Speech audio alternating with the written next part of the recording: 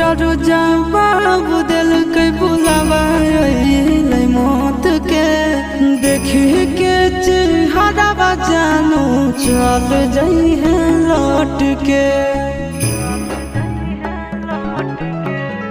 डर जवाब दिल के बुलावा मौत के देखी के चेहरा जानू चल जाई है लौट के।